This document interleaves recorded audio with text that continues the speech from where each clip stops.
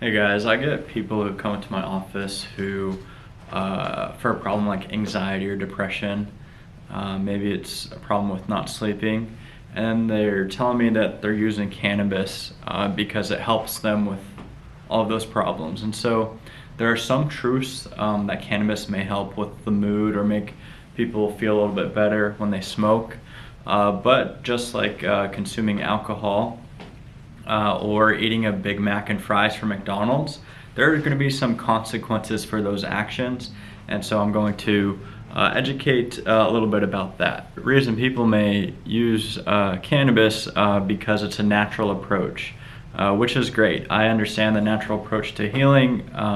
The body has this immune response that fights off an infection such as the flu. When someone is bleeding from their skin, then the platelets will come together to stop the bleeding.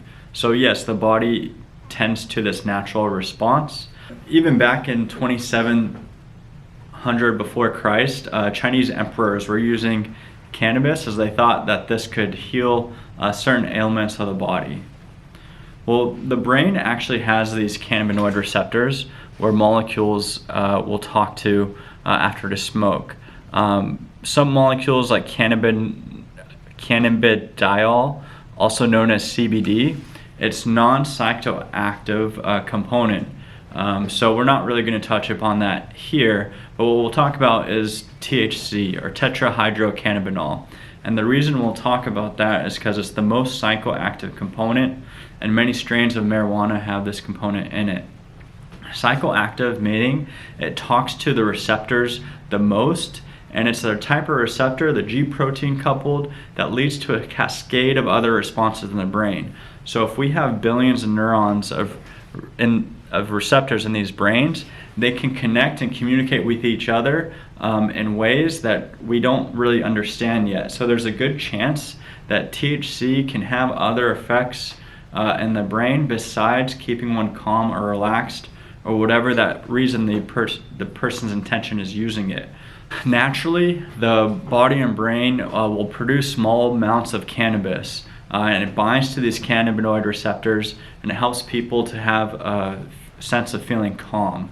But if too much of it is used, then that natural resources will get depleted, and that mechanism for calming oneself that was natural needs time to regenerate.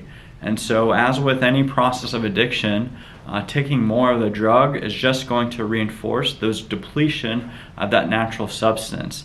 And although it may feel good in the moment, in the long run, this can lead to more issues. Oftentimes, medical professionals will see things that include problems thinking, slowed or delayed responses, irritable moods, restless, problem sleeping, worse anxiety. We've not even mentioned really the bad trips that people can get when using cannabis. Sometimes it happens from the THC itself, or sometimes it can be laced with something like K2 or some other substance that the consumer may not be aware about. So we can see people who just lose in touch with reality, and can get some bizarre things because of the use of cannabis.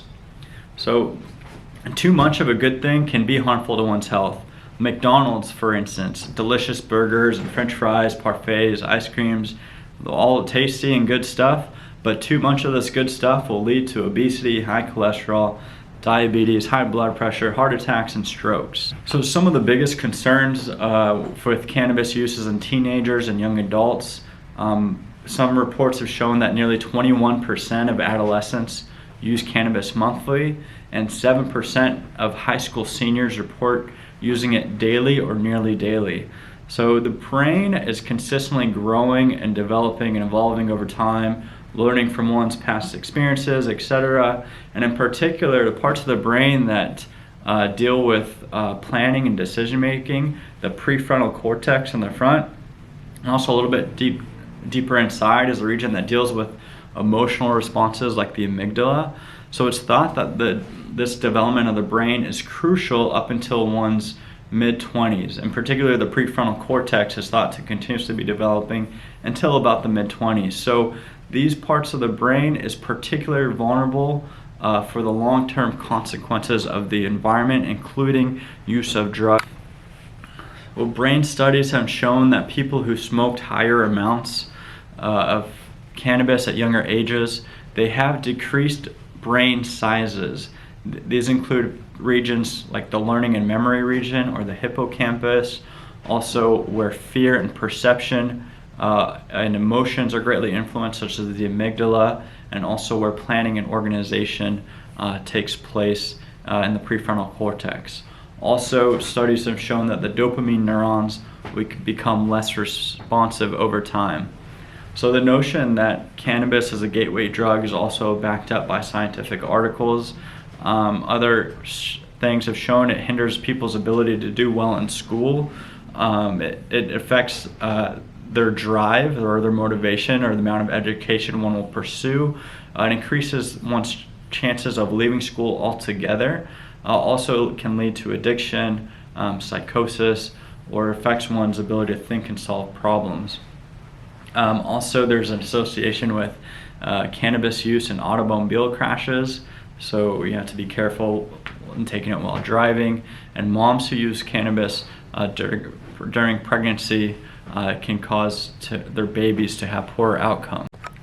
So there's many ways to enjoy life, enjoy social settings with others, but cannabis is a herb that can cause a lot of mental health problems. So psychiatrically, we recommend to try not to use it and try to enjoy life or deal with life's challenges in other more healthy ways.